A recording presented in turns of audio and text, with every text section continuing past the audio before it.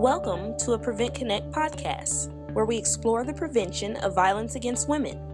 This is a project of the California Coalition Against Sexual Assault.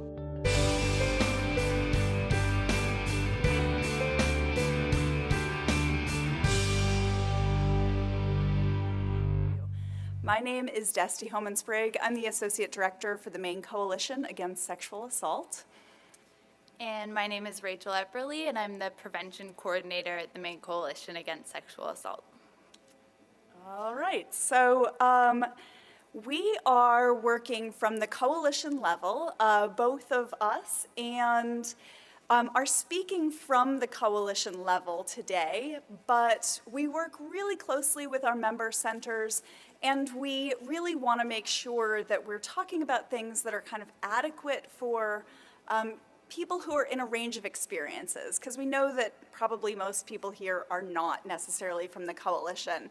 And so while that's the perspective we're speaking from, everything that we talk about here today is really pretty deeply informed from our member centers as well, and we'll talk quite a lot more about that. So we did just want to check in with you about where you are kind of from in the process. So do we have any coalition staffers in the audience? Yes, okay, cool, welcome. Hello, my sisters and brothers.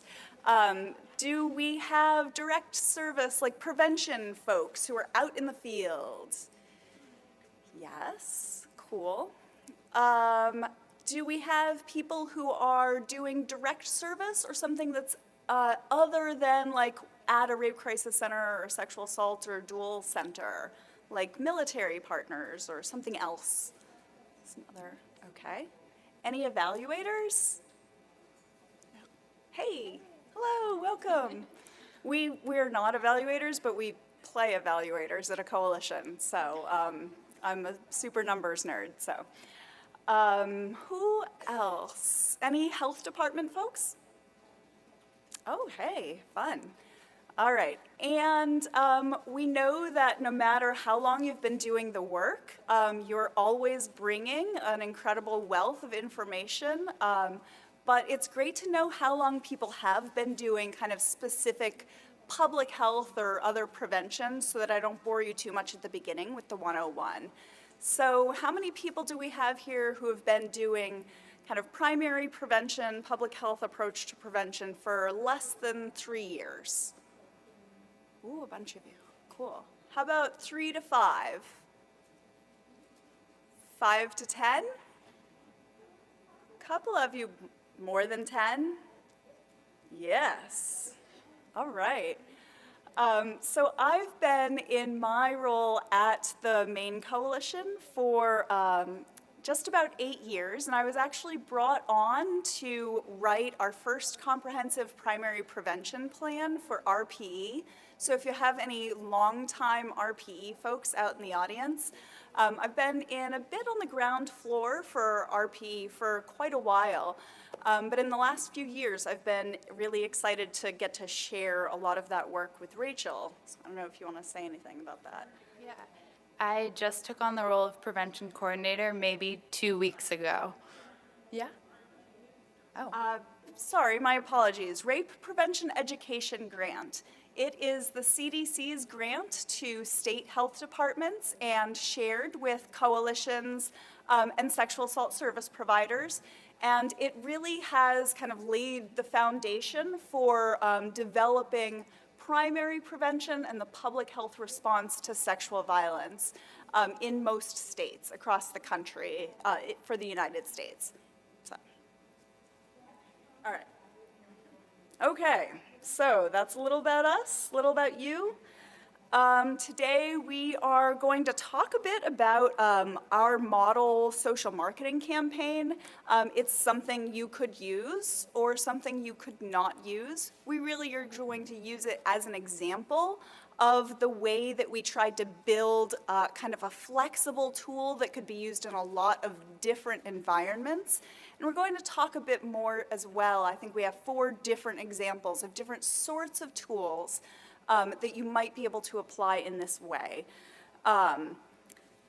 And then also, we're going to have you work in small groups and kind of brainstorm out some individual efforts that you could make. I know that at the time when people say, and now turn to your group, is when the quiet exodus begins toward the back. And so I totally hear that, but stick around at least for the guides, and we plan to actually do it kind of incrementally, where we'll have people be doing that work at the individual level, but talking and brainstorming with their partners and then sharing back out. So hopefully it will bring value to you because it will be relevant to your actual experience, and you'll get to hear from your colleagues. So I encourage you to stay. So. All right. So, little 101. Social ecological model. Have folks seen this? You know this image? All right, cool. So I'm seeing lots of head nodding. This is definitely not, I don't want to do a lot of 101 on like why we're here, but I just wanted to take a minute to kind of build the framework for like, when we said at the beginning, that we wanted to, build flexible tools to enable multi-level interventions or more comprehensive interventions, what we're really talking about is doing a better job getting to this primary prevention or public health approach. So I do just want to take a few minutes to overview some of the kind of tools or constructs or philosophies that we're talking about when we mean that. So the social ecological model is kind of one of the hearts of that effort. I'm a real fan of it, but what it is basically telling us is that we cannot just do one-on-one education with people so that Lucy and Sally and Joe each get content knowledge. It's telling us that we must also work at the level of their relationships because people don't live in isolation. We must also work at the level of the community. And we must change social constructs as well. So really effective prevention is not just the one-on-one, it also is addressing joint messages out across those spheres. So that's the social ecological model. And there's much more to say about it, I'm sure. The spectrum of prevention is another way to think about this same thought. So, are folks familiar with the spectrum of prevention? Yeah, okay, so this is an image that we are seeing just like the social ecological model. It's not a replacement for the social ecological model. It's like a different way of thinking about the same sort of idea. So down there at the bottom, we have that strengthening individual knowledge and skills, up through promoting community education, educating providers in the green, fostering coalitions and networks, changing organizational practices, and influencing policy and legislation. It's just a different way to sort of visually think about the same idea of working from individuals out through their relationships, their community, and our broader social systems. I like to use both of these to think about how I can make my prevention programming more comprehensive, because they give me different prompts for thinking about what else might we add, how else might we make an additional kind of piece in the work. And I also really like this one. So does Rachel. She found these great gifts. So, she's quiet. She speaks through gifts. So you'll see lots of her here, but you'll be hearing lots of me. The other kind of core piece that I wanted to bring into this are the 9 principles of effective prevention. So if you've been here since yesterday, and if you've been doing this work at all, which I know lots of you have, we know that the evidence base for sexual violence prevention is not enormous. And that's cool. We're still working on it. And we're developing lots and lots of evidence every day, thanks to the CDC and thanks to practitioners out on the ground and evaluators across the country. All that said, the good news is that we don't have to wait for tons of new rigorous evaluation about our specific programming. We know what works in prevention campaigns, and we have 9 great principles that help us think about that. And they really act as a bit of a checklist so that you can think about your programming and say, am I doing all the different elements in these principles? And so even if you haven't been evaluated, even if you're not using, a plug and chug program or campaign, you can still think about what are the principles and am I aligning with them? So what are they? So they are comprehensive. That means they have multiple different ways of reaching multiple audiences. And so they're complicated because there are complicated solutions to complicated problems. They utilize varied teaching methods, so they are not just standing here lecturing at folks. We know that people learn in different ways. Different learners need to get information and be able to actually engage with it in order to build skills. So the varied teaching methods is a core part of that. They have to have sufficient dosage. So you can't just talk to somebody once. We know we need to talk to people more than one time. And we also know that dosage is maybe in more than one way. So people can get information from a lecture, but also from a poster and also from a conversation. Those all add up to different kinds of dosing. I actually did political work before I came into this, and believe it or not, it had tons and tons of different applications in this work, where when we were trying to get votes, we knew that people had to hear your candidate's name 10 times. They had to see it. They had to see it on bumper stickers. They had to hear it from their neighbors. They had to get the call. That's what we mean when we mean sufficient dosage. They have to be theory-driven. So they may not be evidence-based packages, but they've got to have some kind of theory behind it where we know that we're doing where we know that it has a theory of change, or that it's connected to some sort of evidence infrastructure, or that it's connected to other kinds of evaluation. So there's got to be something underlying it. It promotes and develops positive relationships. This is one of my favorite ones because it seems a little like an outlier to me. And yet, what it's telling us is that we cannot do this work without promoting the positive and building connectedness in our communities. Has to be appropriately timed so that people are getting the right developmental messages at the right stage in their life, or at the right stage so that they're able to apply it when the problem may occur to them in their lives and their communities. It needs to be socioculturally relevant. This can mean a lot of different things, but essentially it's, are your messages the right messages for the community that you're talking to? So if you are talking with a rural community, are you using ideas, values, and philosophies that they understand, language that resonates with them, programming that really works and echoes the kinds of things that are going to make sense for them so that they can make change in their own lives? We have to employ outcome evaluation. So not just, was it too hot, was it too cold, was it too early, was it too late? We need to actually be measuring whether or not we're making change. And this doesn't have to be big, giant, scary, rigorous evaluation, although that's really nice too. And for the evaluators out there, you definitely keep doing what you're doing, and we're glad you are.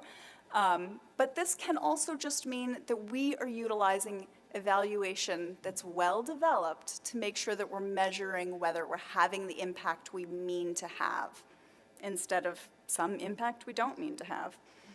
And we need to have well-trained staff. So people really need to understand the issue.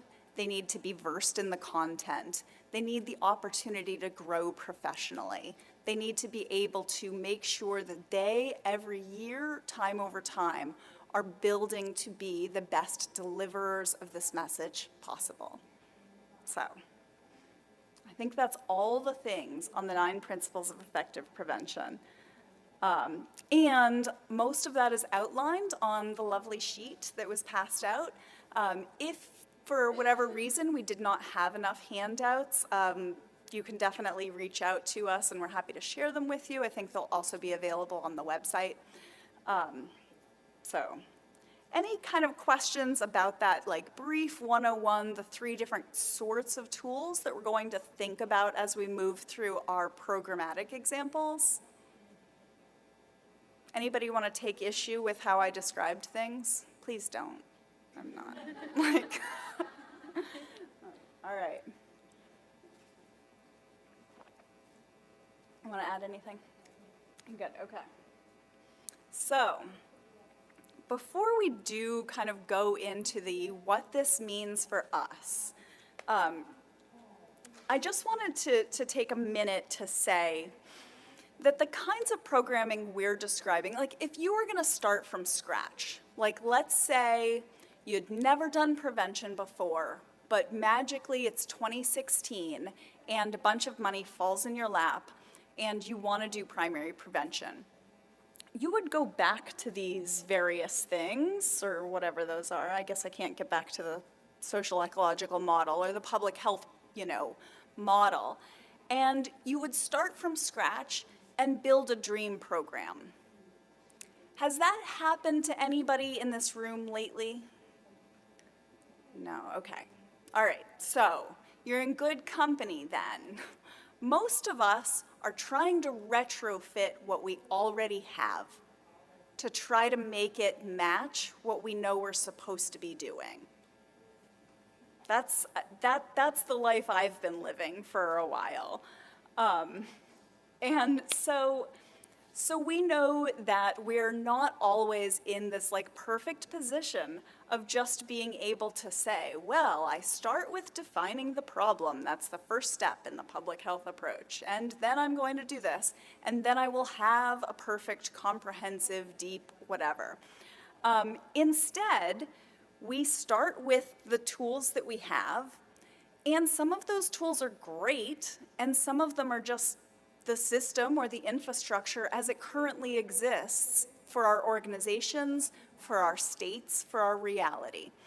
And so what we're really going to be emphasizing here is how we tried to retrofit what we had on a shoestring, because we didn't have any more money. We didn't like have any magic expansion of the work. And in the event that you don't either, what we wanted to kind of focus on are just a few examples of the ways that we took what we already had and tried to match or partner together different programs so that we could do a better job stretching things out along the social ecology or across the spectrum of prevention. So if you see some of the things that we talk about, or you're thinking in your own examples and models, and you think, well, I don't really know if this is perfect. Not any of us are working with perfect. So this is really like a celebration of the good instead of the perfect. And I really support that. I'm a big fan of an incremental process as we all work together as a community to get to the place we want to go. So that's one caveat. And then I just also wanted to kind of let you know a little bit about the structure or the background that we had in Maine that were part of our decision-making processes for how we considered how to move forward. For one thing, we are a state of 1.3 million people. That's real small compared to communities that many of you may be working and living in. But that's spread out across the entire state, And we're actually one of the most rural states in the country. We have vast swaths of unincorporated territory. So places where it's all just government land or mostly paper manufacturers, but whatever. Everybody needs paper. And so we're working with like these huge rural areas and a few pockets of urban areas. But because we have so few people, it really makes sense for us to largely work at the statewide level. And that's why all of our programming tends to be a bit statewide, or the way things that we're going to talk about. The other thing, though, is that although I just said we tend to work at the statewide level, we are part of the proud New England tradition of being a local control community, which means that we do not have any statewide systems like around education that are mandated in terms of curriculum. Not for drug use, not for math, not for anything. So in Maine and in any state in New England, we largely have this local control where all schools and communities come up with their own stuff. So we had to, I see my New Hampshire colleagues saying, and that was true for the kinds of programming that our member centers were doing. We only have 6 traditional Rape Crisis Center member centers. They're all specifically just doing sexual assault work. We're not a dual coalition. We don't have dual service providers, but we do work closely with our DV allies. But each of our 6 centers were all just doing kind of whatever they wanted. It had lots of thematic overlap and lots of philosophical overlap, but when we started 8-10 years ago, everyone was completely on their own, and that really matched what the schools that they were in kind of wanted and expected. I think that's a bit, yeah. So that's kind of where we began from. And I think the last thing to add is that we were overwhelmingly doing prevention within a school-based setting. I know that's still largely true in many areas. Some folks have shifted to other focus, but we're still like a mostly school-based, as many of you may be. And most of our schools were really receptive to the work that was happening. And so they were partners in wanting the sexual assault support centers to be in their community. So changing that framework just was never on the table. We just were not going to say, never mind, we're not going to offer you this critical and long-standing partnership, and so that we can do something else. So we knew we were going to continue working with the school-based stuff with a pretty wide reach, because we were in most of the schools in the state. So that's a bit of the background. So the first program that I wanted to highlight, so all that stuff, so we've got 4 kind of examples of how we took that and are starting to try to stretch it out across the social ecological model, or the spectrum of prevention. The Backbone Zone is a social marketing campaign. It's oriented toward gender bias and harassment. Some of you may have heard of it or seen it, and actually we have a little booth downstairs, so if you haven't, you can go check it out. What it essentially is it's a marketing campaign that are a series of posters and handouts around the fact that language sexist and homophobic language is violence. It's part of the spectrum of violence. And to kind of stand up and call it out. What's kind of cool about this, though, and where it fits in with what we wanted to talk about today, is the fact that it really was, when we think about that spectrum of, or the social ecological model, if we were working with our sexual assault support centers in the like classroom-based setting, doing gender norms or like sketching out the man box, if folks are familiar with like the man box exercise, or doing bystander stuff around sexual harassment or harassment based on bias, we still were mostly in the classroom. It might have been several sessions, but we knew that we were not the only people in the communities and in the schools who cared about this issue. We had a lot of other allies who also were really invested in this issue, one of which was an organization called Boys to Men. They're a Maine-based organization. They've done a little bit of national work, but they're a great organization that does like leadership for young dads and kids. One of the things that they were doing that seemed like a really good match with what we were doing was this 10 sessions with 30 student leaders in a school community to work with them around the same themes. So being student leaders around sexism, homophobia, racism.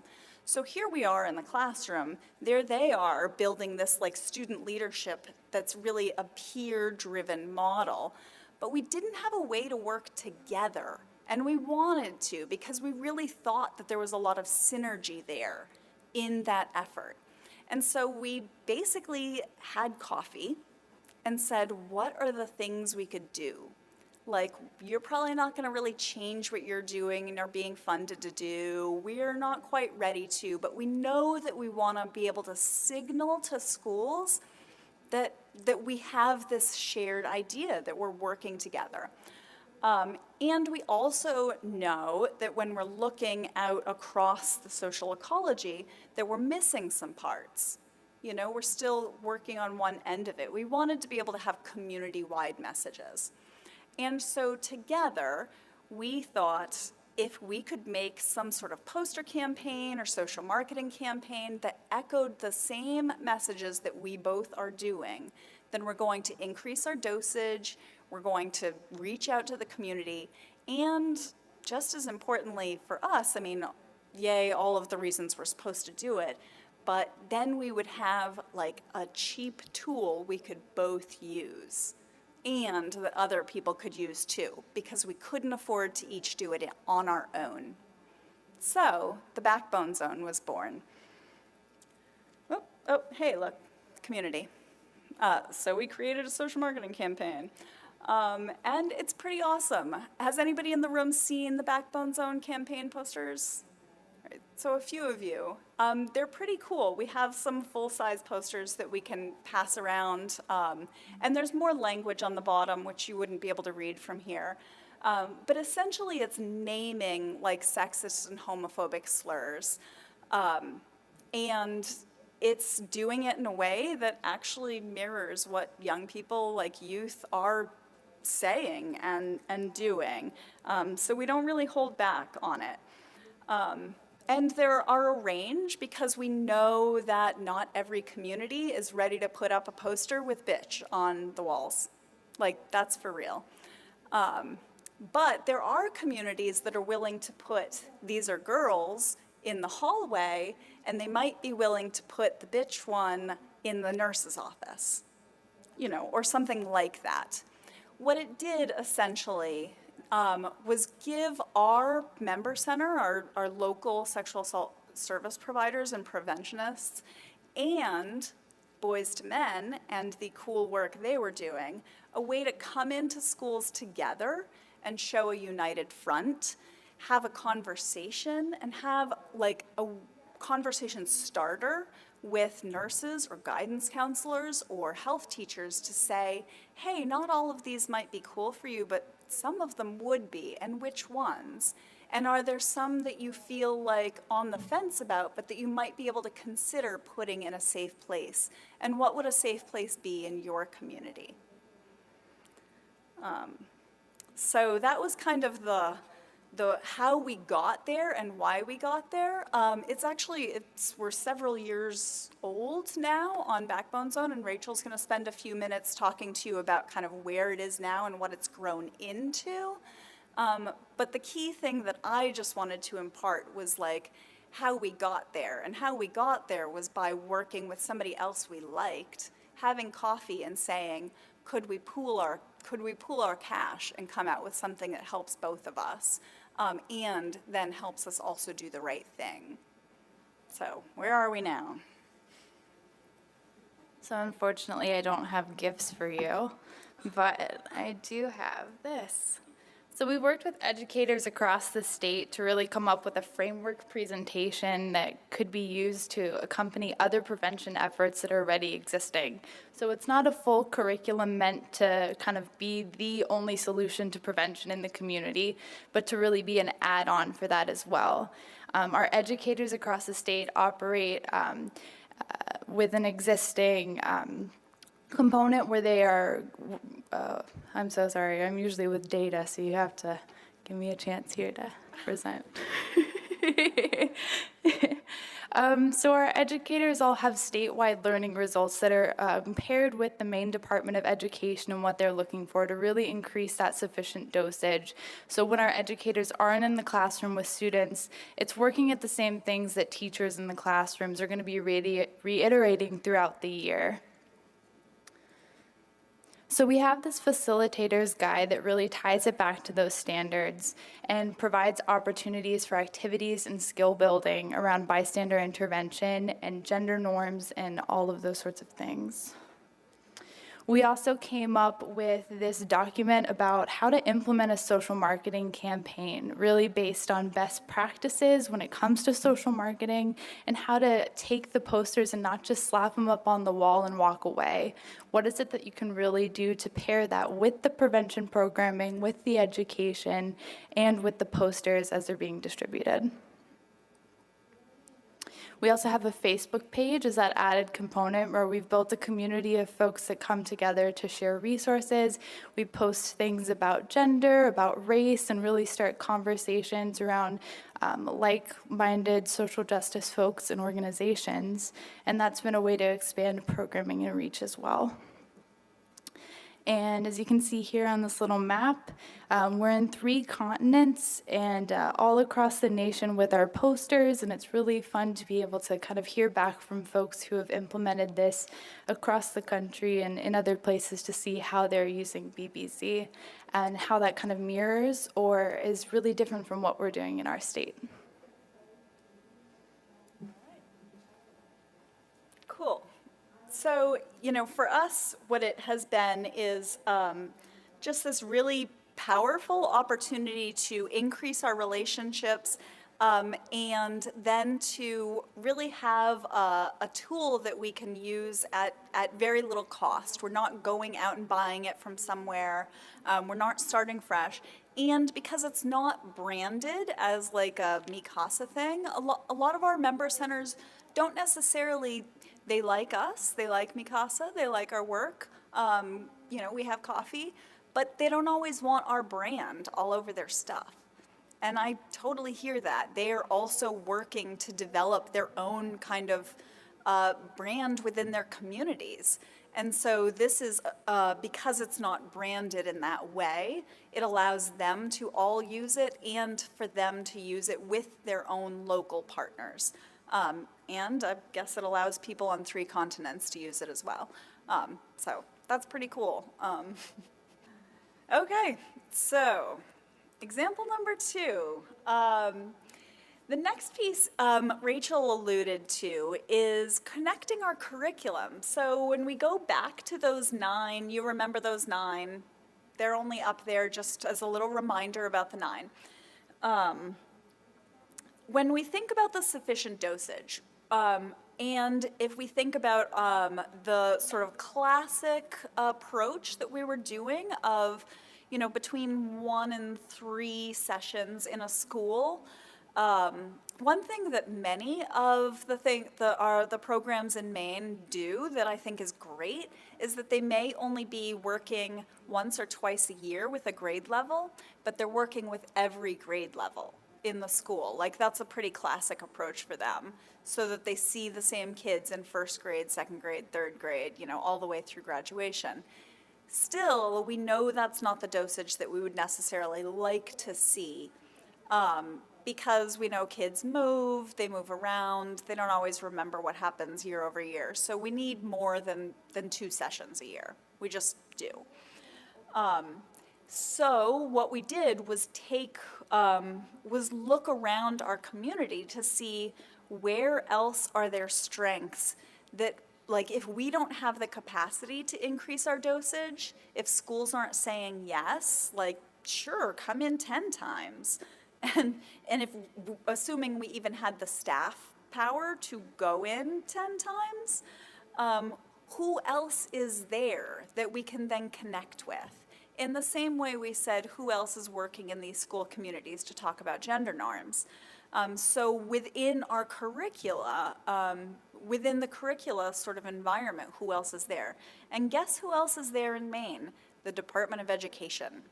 They do not have required curriculum for anything, as I said, but what they do have are required skills and behaviors, like content knowledge, skills, and behaviors that have to be taught at every age level. It's called the Maine Learning Results. It's not an uncommon way of doing things, so that they say, hey, in first grade, we don't care how you get there, but all your kids have to learn X, Y, and Z for, math, reading, and health. I'm sure we have intersections with math, but mostly we have intersections with health. So we were able to look at the required elements for health and say, hey, is there some overlap in what's being required versus what we're offering? And as it turns out, there's a whole lot. We have the pretty amazing opportunity that Maine is a comprehensive sexuality education state, K to 12. So there were tons of things in every grade level that we knew really resonated with what we already wanted to teach. Body safety and boundaries and personal empowerment and communication at the early levels, healthy friendships, how to access safe adults, how to build safe communities. Like, those were all things that the Department of Education was already saying, hey, you should get on. All we had to do was look at the list, basically, and pull out the ones we knew we were already doing and then match them together and say, this is where we have synergy. This is where we're talking the same language or doing the same messages. So then when we could go in and talk about our stuff, we know that at the first grade level, the teachers are also already talking about some of those things. So that expands the dosage. That's a good thing. And has the magic of knowing that it's more appropriately timed, because I am not an education professional. And even though our prevention educators are education professionals, they're not all like early childhood education folks who know what that means. But the folks over at DOE are. So they were already coming up with what messages kids should get at what ages. We just had to borrow it. And so now we have a statewide prevention education toolkit that outlines what should you be doing at each grade level. We still don't tell them how to get there, but we do tell them these are the things that we've all agreed on as a state and that mirror what the Department of Education says. That's the Maine state seal over there. It has a sailor and a farmer, I want you to know, which is pretty cool. And it's kind of a happy marriage now with them. The DOE knows we've done this. They're big fans. So it gives us also the opportunity to go to schools and say, we can help you meet your standards. It didn't cost us anything but a whole lot of time. And it just meant that we had to look out and see who else are our partners that are already doing this work and where can we match the pieces together.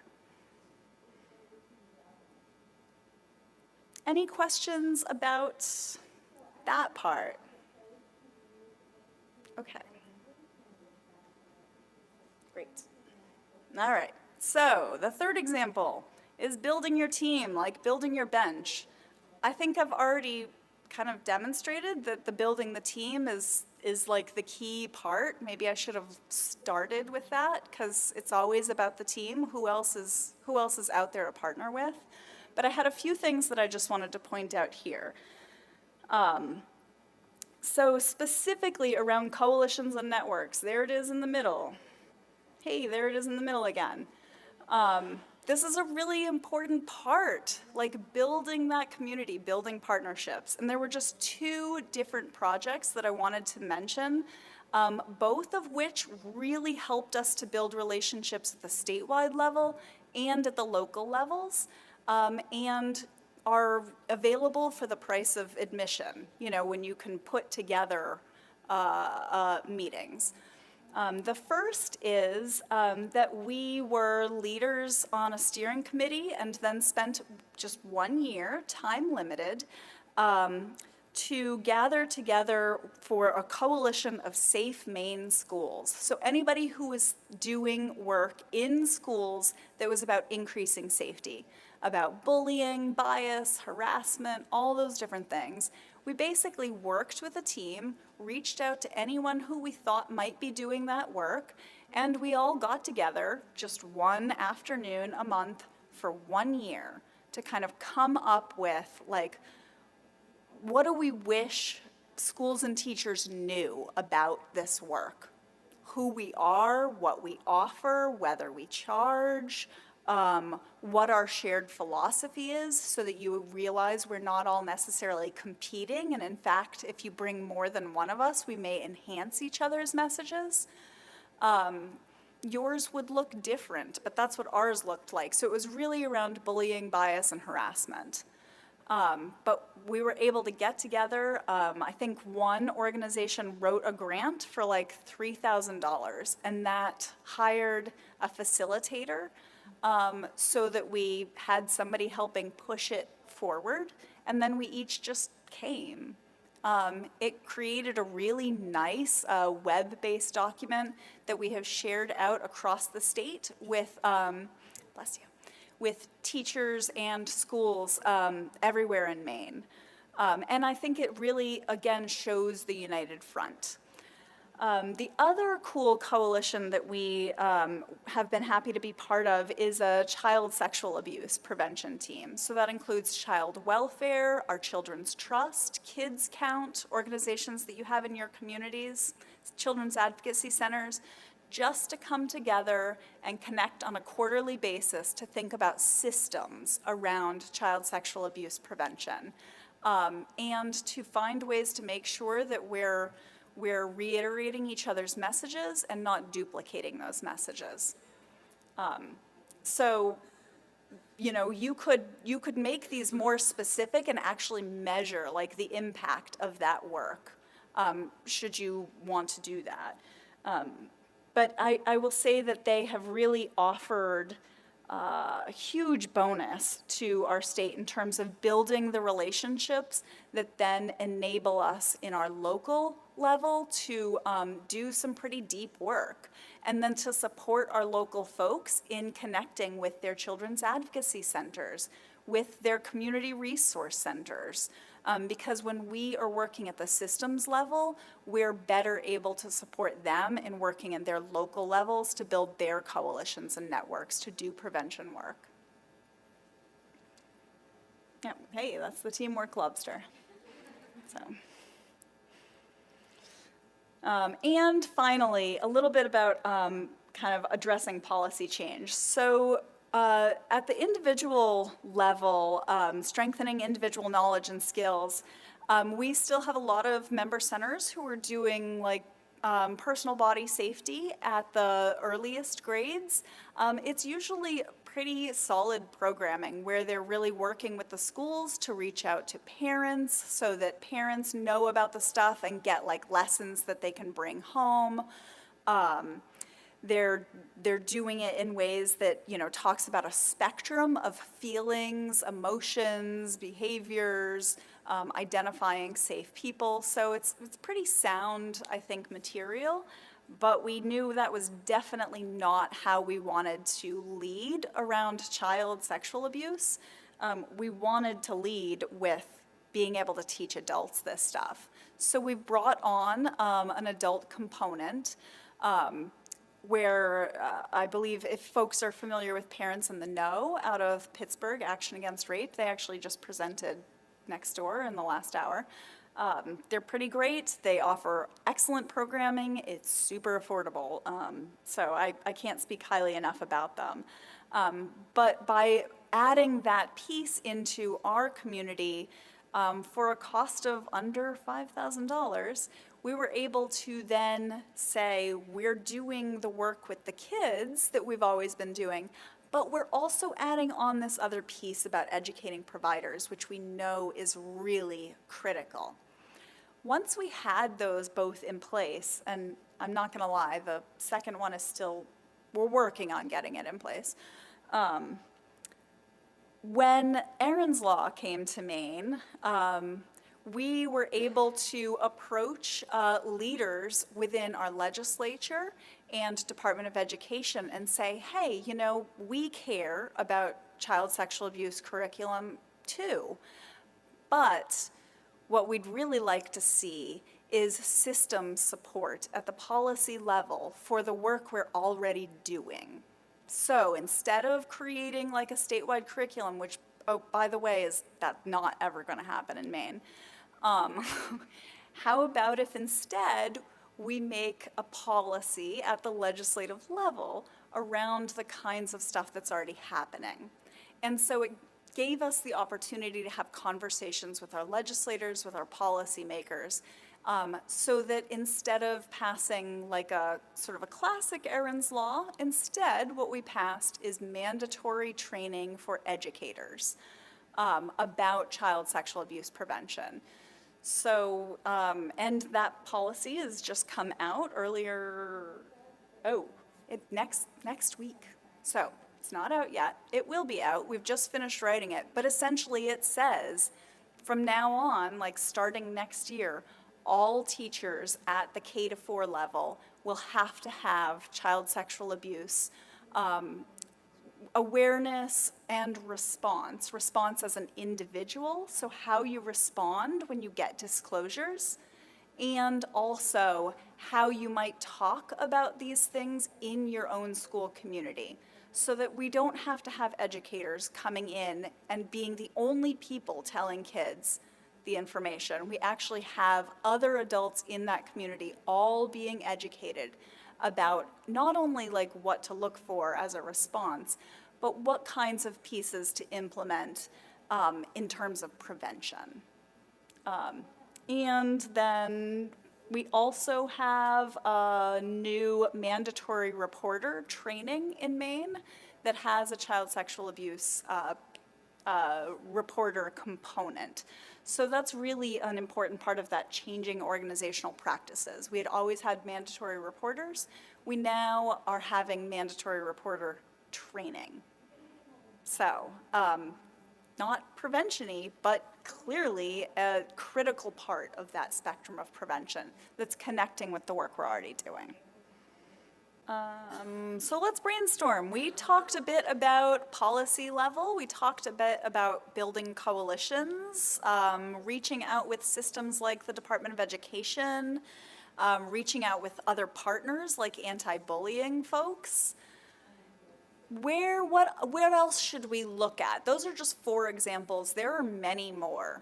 Any thoughts that you wanted to kind of brainstorm or bring to the table about what else you might look at to start this kind of conversation? So that instead of just reaching out to teachers or social workers or whomever, campus folks, you could be reaching out to school environments where they're being professionally trained so that when they come into their profession, they already have a greater sort of grounding in these issues and the prevention of these issues. Is that a fair? Okay. Yeah.